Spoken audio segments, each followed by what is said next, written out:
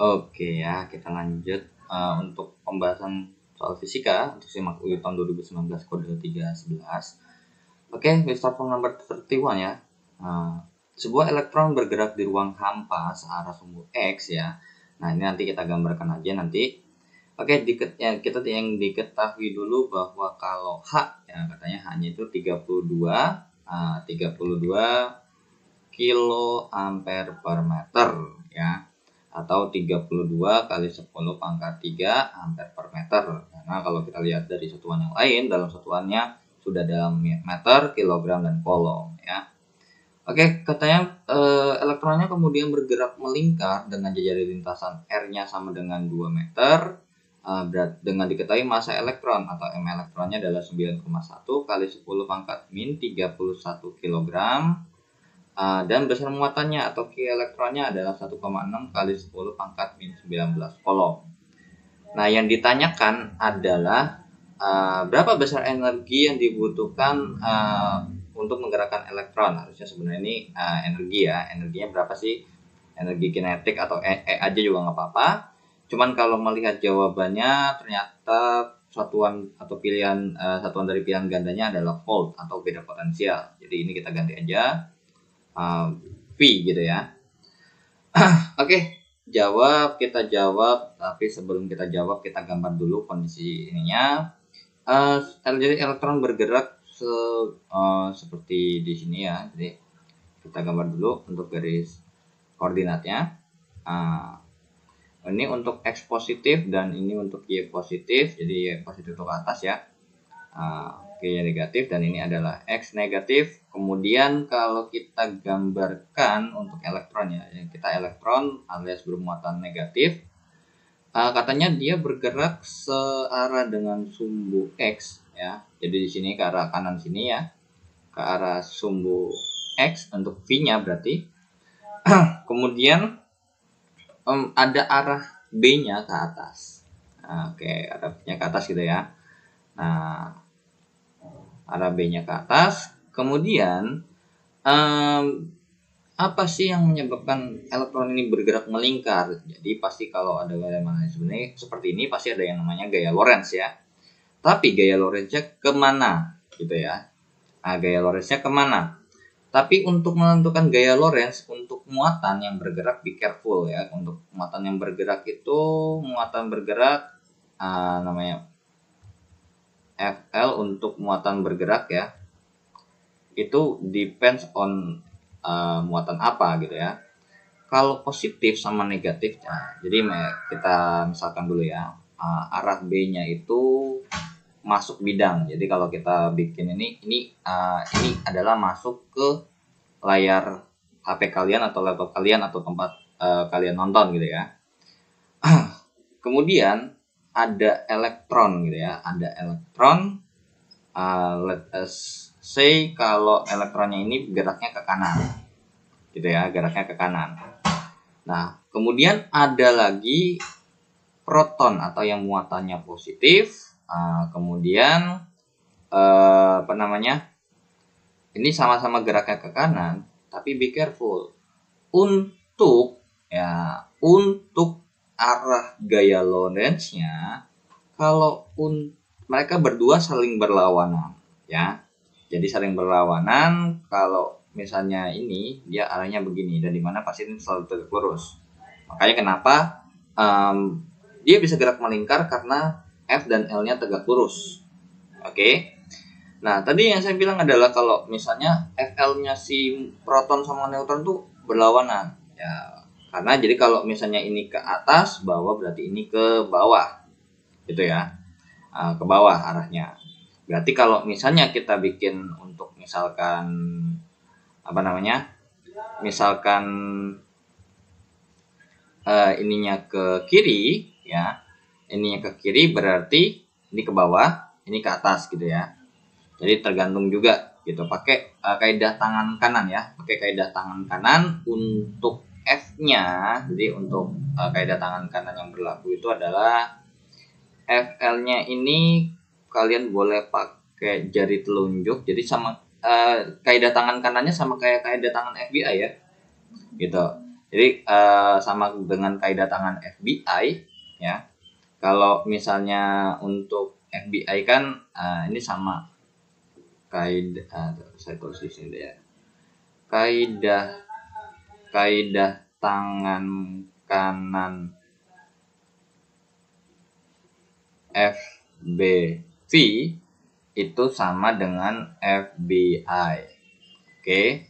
Nah, dimana kalau untuk F-nya itu menggunakan namanya, kalau ini ada dua tipe ya, ada dua tipe. Kalian mau pakai yang jarinya misalnya yang tipe pertama atau tipe kedua. Kalau untuk tipe pertama ini adalah jari tengah.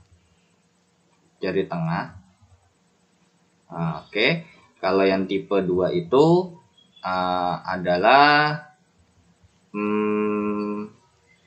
telapak tangan. Ya, telapak tangan. Kemudian kalau untuk B-nya, untuk B-nya itu adalah kalau di sini berarti kalau untuk tipe 1 berarti jari telunjuk. Ya, jari telunjuk. Nah, kemudian kalau untuk tipe kedua yang B-nya ini adalah 4 jari. Dari telunjuk 4 jari. Nah, untuk I-nya di sini I sama V. I sama V sama-sama. Kalau untuk di tipe 1 ya, kalau yang I ya. Tapi sama aja ya. I sama V itu sama arahnya. Pakai di sini ibu jari semua. Ya. Ibu jari, ini juga ibu jari. Oke, sebentar ya, saya cari gambarnya terlebih dahulu. Nah, seperti ini untuk kaidah tangan kanannya ya. Up to you ya, terserah kalian mau pakai kaidah tangan yang mana, yang tipe 1 atau yang tipe 2. Karena mungkin kadang-kadang ada yang susah untuk membentuk yang kaidah tangan kanan pertama, ada juga malah lebih gampang yang kedua, ya silakan ya. Tapi kalau emang mau yang pertama, yang kedua, terserah kalian yang lebih gampang. Nah, terus kan di sini FBI doang kan. Nah, kalau yang V gimana? Oke. Jadi kalau yang V, kalau misalnya patokannya tetap FBI ya, tetap FBI. Kalau misalnya kita lihat nih, misalkan nih 4 jari ini kalian masukkan ke dalam HP kalian ya, misalkan seperti ini.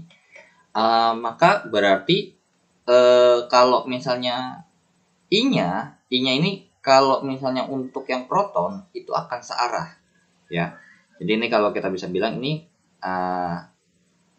searah dengan I. Searah dengan I. Jadi kalau kita pakai kaidah tangan kanan yang kedua atau yang satu, yang tetap yang FBI itu, maka B-nya ke dalam atau nembus bidang kalian, terus ibu jari kalian itu ke arah kanan, maka dia pasti bakal ke atas gitu ya. Jadi kayak misalnya kalau ini begini gitu lah ya. Untuk B-nya itu ke dalam nih, ini ke kanan, kemudian ini berarti F-nya ke atas. Seperti itu. Nah, kalau yang elektron berlawanan arah dengan I ya, berlawanan arah dengan I. Berlawanan arah dengan I. Oke. Jadi V-nya ya, yang berlawanan arah itu V-nya ya. Untuk V-nya itu berlawanan arah. Jadi kalau misalnya berarti ini sebenarnya kita bisa bilang kalau misalnya I-nya ini ke kanan. I-nya itu ke kanan. Ini I-nya ke kiri gitu ya. Kalau ini I-nya tetap ke kanan sini. Jadi kita tetap pakai FBI seperti jepret ke atas, atau misalnya ini mungkin ini ke atas ya. Kalau ini tapi kita balik, maka dia bakal ke bawah. Seperti itu ya. Untuk kaidah tangan kanannya. Berarti di sini pasti nggak mungkin yang namanya pasti kan 3 dimensi ya. Makanya kenapa jadi kalau ini lebih tepatnya, lebih gampangnya tuh kalau pakai 3 dimensi. Nah, makanya di sini kita pasti bakal tambahin Z-nya. Ini Z-nya adalah positif atau ini Z negatif ya. Oke. Nah, jadi kalau misalnya kalau kita pakai ini berarti maka si arusnya ini, atau misalnya kan kalau arah arus listrik itu misalkan mengeluarkan listrik, maka searah ini ya. Nah, berarti kalau misalnya ini kita bikin, maka arah F-nya kemana nih? Arah F-nya Nah, kalau jadi sebelum kita ke sini dulu, saya mau ulang lagi. Jadi ini kalau misalnya kalau kalian nggak mau ribet ya, kalau nggak mau kalian pakai yang berlawanan arah ini, kalian juga bisa pakai yang biasa aja, yaitu adalah begini. Kita pakainya adalah yang ini untuk yang proton, alias untuk yang positif ya. Ini khusus yang positif saja. Nah, ini positif saja. Nah, dengan clue adalah Fl proton itu berlawanan arah dengan yang namanya Fl elektron. Jadi kalau misalnya ini proton, maka kalau misalnya V-nya ke kanan, ya kan, ke kanan kalian, terus abis itu B-nya ke atas, berarti B-nya ke atas begini, ya kan? Berarti kan harusnya F-nya kan menuju kalian ya. Gitu ya. Menuju ke kalian, ngadep ke kalian nih telapak tangan. Nah, berarti kalau misalnya itu proton, kalau elektron berarti belakangnya mundur karena berlawanan arah ya. Berarti jadi saya bisa bikin garis putus-putus saya dulu. Ini menandakan bahwa ini Fl-nya yang proton ya, alias yang proton. Berarti untuk Fl yang aslinya adalah ke arah sana ya, ke arah sana untuk Fl-nya gitu. Jadi sehingga muter gitu ya. Nah, oke. Terus kemudian katanya si elektronnya ini berputar. Namanya berputar pasti punya pusatnya tersendiri ya. Jadi saya bilang ada subuh putarnya. Ya, maksudnya kita bilang pusat putarnya di sini. Kemudian di sini punya jari-jari sebesar R-nya 2 meter. Nah, kemudian kan pasti otomatis bergerak translasi di sini ke arah ya pasti mau ke kanan atau mau ke kiri, kalian mau bikinnya gimana, ke kanan aja ya biar ngikutin kayak gini. Nah, kemudian ini ya sebenarnya mah bebas ya. Mau cara pandang kalian mau ke kemana ya. Dimana ini saya lihatnya dari bawah ya berarti ya. Jadi di sini ada yang namanya F-centripetal gitu ya. F-centripetal.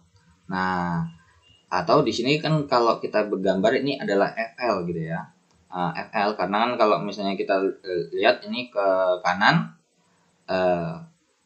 Oke, ini kalau kita gambar berarti ini kita tukar ya. V-nya ke kiri ternyata. V-nya ke kiri berarti FL-nya ke bawah gitu ya. Nah, di mana makanya kenapa muter gitu ya. Karena hanya tegak lurus. Kalau nggak tegak lurus nggak muter ya. Nah, sehingga di sini kita bisa dapat katakan untuk FL-nya ini setara dengan yang namanya gaya sentripetal ya.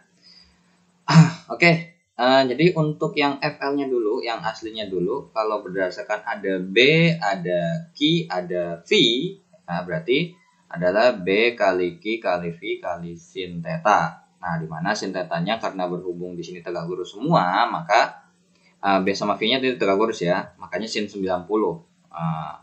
Tetanya sama dengan 90 derajat. Dan itu pasti kan kalau misalnya biasanya kalau ada tetanya kayak gitu pasti dikasih tahu kok ya. Nah, berarti FL. Nah, untuk B-nya, B-nya dapat dari mana? Gitu ya. Nah, berhubung di sini B-nya adalah kita berasumsi bahwa berasal dari kawat lurus yang panjang banget, maka kita bisa bilang mu 0 dikali N dikali I per 2V R atau VA boleh ya, atau 2VL boleh, dikali Q dikali V. Oke, kemudian di sini kita bisa bilang bahwa H itu sama dengan I karena lihat di satuannya. Jadi di sini kita bisa bilang bahwa H itu sama dengan I per L gitu ya. Jadi di sini kita bisa bilang bahwa FL sama dengan mu 0 dikali, di sini kita anggap karena berhubung bukan lilitan ya berarti kita anggap 1. Berarti mu 0 dikali I per L-nya itu adalah H per 2. Jadi kita bisa bilang begini aja deh. 2V kali H gitu ya. Nah, kita kalikan dengan H dikali Q dikali V. Sehingga terus kita masukkan bahwa kan mu 0 ya. Oke. Jadi untuk ini FL-nya adalah kan sebenarnya boleh kita masukin ke dalam bentuk sini aja ya, per 2pi kali H ya kan, kali Q kali V sama dengan percepatan skriptnya ada mv kuadrat per R gitu ya. Nah terus ya, oke, nanti ini sebelah kanan bakal saya hapus ya. Nah di sini kan cuman notes saja. Oke, ini berhubung bakal saya hapus karena nggak mungkin muat ya. Oke, jadi di sini nanti kita mau nyari apa? Nah, kita balik lagi ke E di sini. E ini berarti kita pakainya adalah E sama dengan Q kali V. Q kali voltase ya, Q kali voltase. Di mana ya? Berarti kan di sini kalau kita bisa bilang V-nya nggak ada, ya kan? Berarti di sini kita harus cari bagaimana cara untuk mengakali ini, gitu ya. Dimana kalau misalnya kita ini kan namanya EK ya, berarti setengah mv kuadrat sama dengan Q kali V. Oke. Nah, ya udah, kalau kita masukkan berarti kan kalau kita masukkan ke dalam sini ya. Kita masukkan ke dalam sini berarti mu 0 per 2pi ya, per 2pi dikali dengan H dikali Q kali V-nya adalah setengah mv kuadrat sama dengan mv kuadrat per R. So, berarti di sini ada yang sama-sama habis ya. mv kuadrat, mv kuadrat. Berarti yang ditanya adalah apa nih? Nah, berarti ternyata, oh, kan kita nanya V. Oke, berarti kita nggak usah pakai cara yang ini. Oke, let's say berarti ini kita nggak usah pakai ya. Kita pakainya yang ini aja. Ini kita pakai di sini. FL-nya kita masukin langsung tadi yang BQV ya. BQV. Sin tetanya kita anggap dikali sin teta sama dengan mv kuadrat per R gitu ya. Oke ya, sorry ya, ada urusan bentar. Oke, taruh. Ini kita hapus dulu. Oke. Nah, jadi mungkin yang tadi itu bisa sebenarnya mungkin tapi agak ribet ya lihatnya. Oke, jadi di sini kita bisa coret bahwa V-nya ya, kita coret di sini sisa 1 berarti, dan ini sinnya sin 90, tetanya itu teta 90 derajat. Oke, kemudian kalau kita lakukan berarti kalau kita mau nyari V sama dengan berarti ini B dikali Q dikali R per M ya, setuju ya. Oke, berarti tinggal kita masukkan ke dalam yang di sini, maka jadinya setengah. Nah, untuk B-nya, jadi biar oke, masukin dulu aja ya. Setengah dikali M dikali B dikali Q dikali R per M kuadrat sama dengan Q kali V. Nah, nanti V yang ditanya ya. Oke, berarti setengah kali M kali B kuadrat kali Q kuadrat kali R kuadrat per M kuadrat sama dengan Q dikali V. So, di sini pasti fix ada yang bisa dicoret ya. Di sini sama-sama kita bagi Q ya, kiri kanan.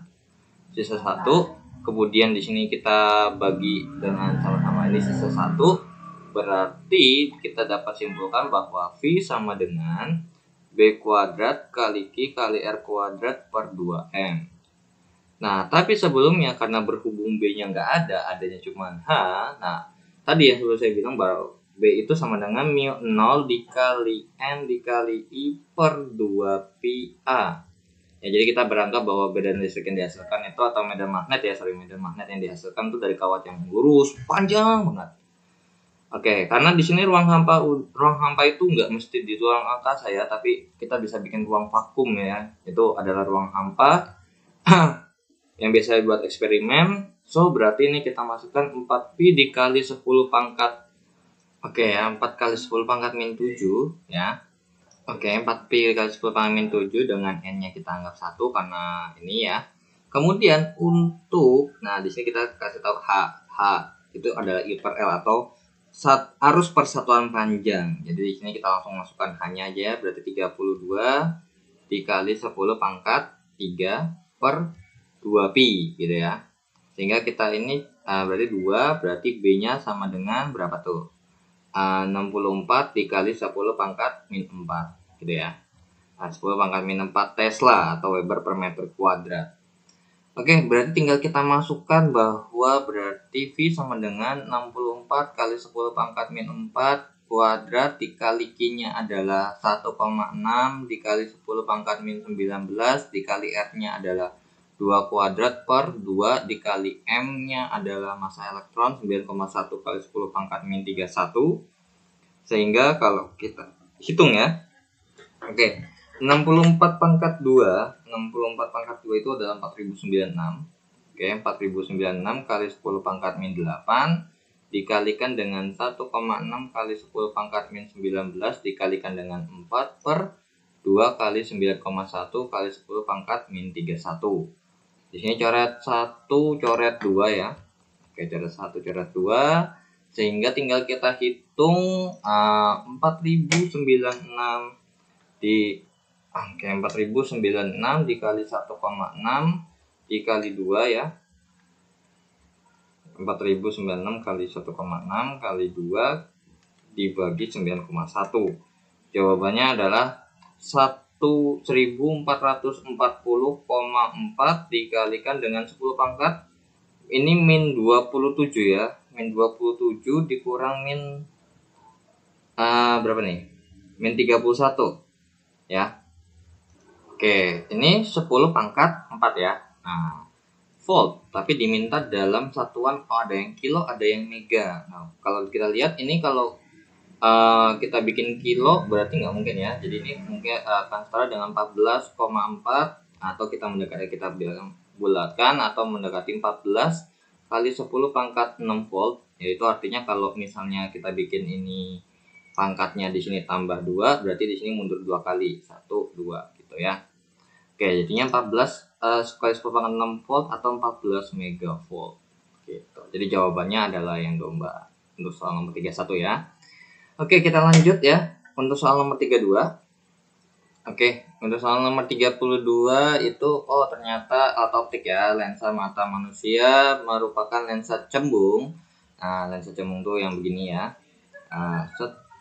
Mata tuh seperti ini. Kemudian katanya punya indeks bias. Oke, berarti diketahui bahwa N-nya 1,44 dengan jejari lengkungannya adalah R sama dengan 7 mm. Kemudian jika anggap jadi kelengkungan kedua lensa sama ya, sama-sama lengkung itu berarti ke kiri ke kanan itu sama-sama. Berarti ini kita bisa bilang R1 ada R2 gitu ya. R1 sama dengan R2 deh saya tulisnya. Jadi ada dua sisi kan emang kalau misalnya untuk lensa. Soalnya kadang-kadang lensa itu bisa ada cekung cembung, datar cekung cembung ya bisa ya. Oke, jadi untuk R-nya itu dari sini ke sini ada R1-nya, kemudian ya intinya itulah ya. R1 dan R2-nya adalah 7 mm. Jika sebuah benda tingginya adalah 10 cm, kemudian diletakkan di depan lensa, berarti S-nya adalah 50 cm, maka bayangan yang terbentuk adalah apa? Oke, berarti yang ditanya adalah S-aksennya gimana sih sifat bayangannya? Oke, kita jawab. Nah, di sini ada beberapa pendekatan ya. Oke, pendekatan yang pertama adalah menggunakan aturan ruang ya. Dengan aturan ruang, sebenarnya untuk aturan ruang ini sebenarnya sama kayak cermin ya, 1 2 3 4 ya. Oke, cuman bedanya adalah kalau lensa itu bisa pembagiannya adalah ini kan kita bisa bilang F1 dan di sini adalah 2F1, kemudian di sini adalah F2, di sini adalah 2F2. Kalau cermin kan cuman ada 1 di sebelah kiri gitu loh.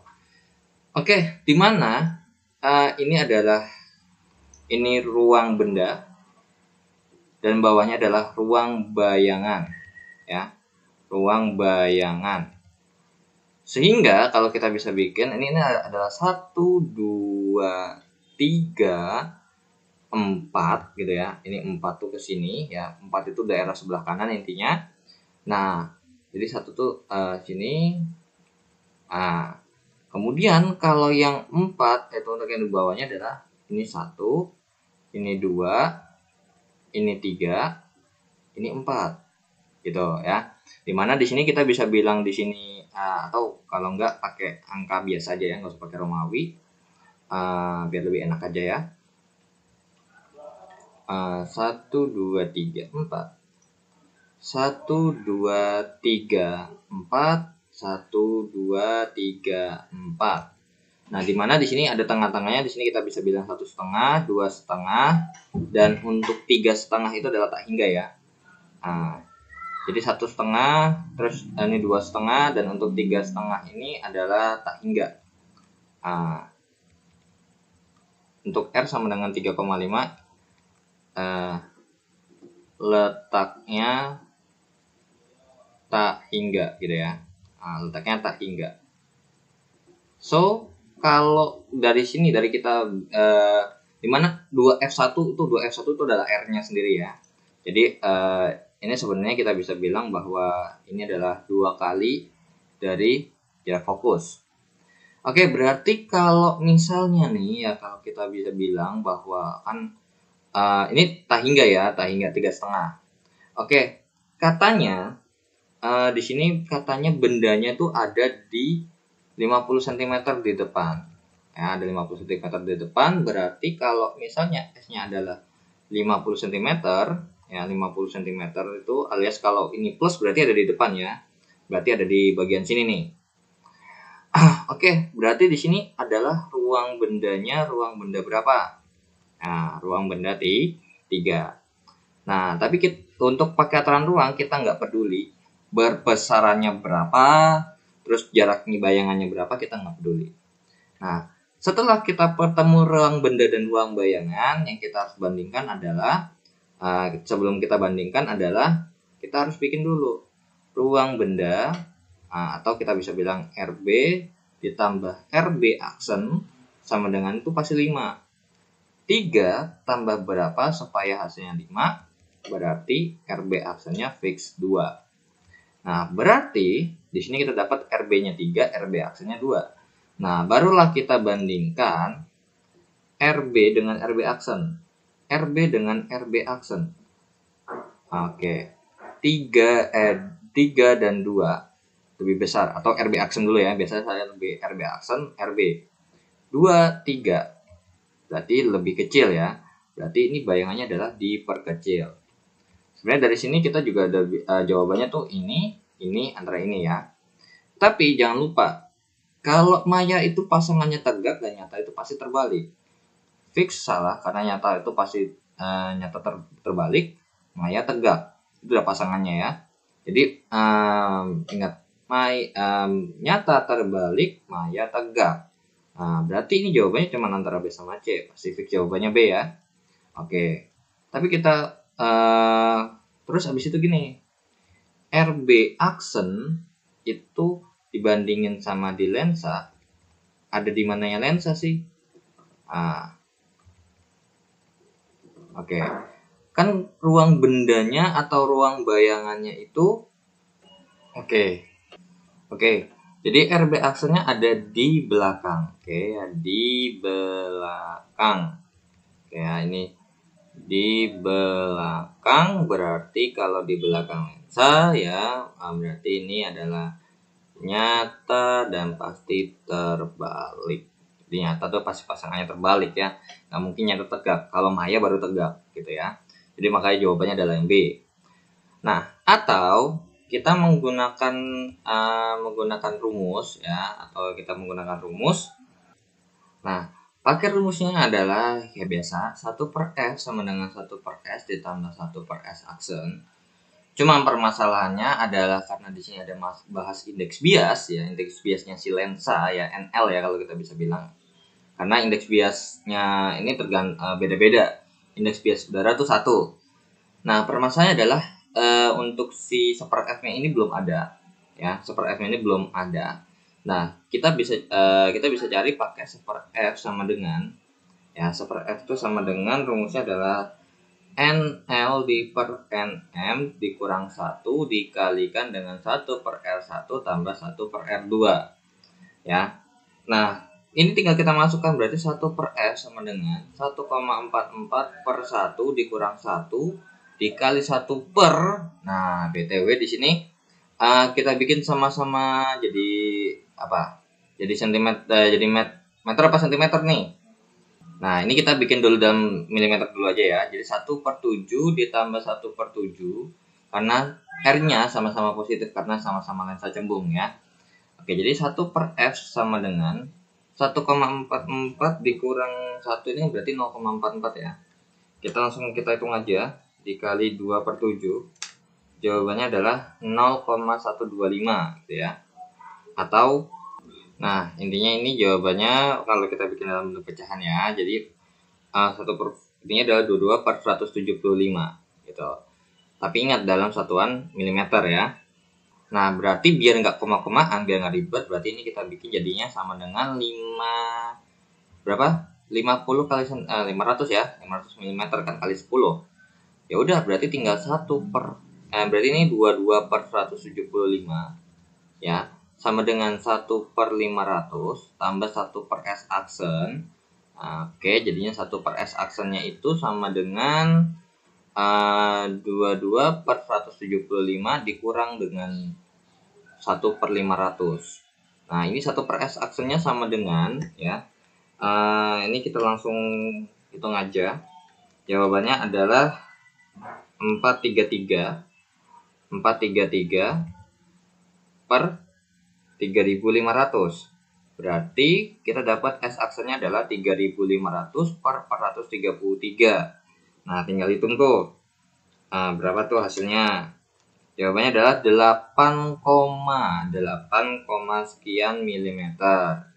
Nah, berarti karena di sini kita dapat info S aksennya itu positif, maka bayangan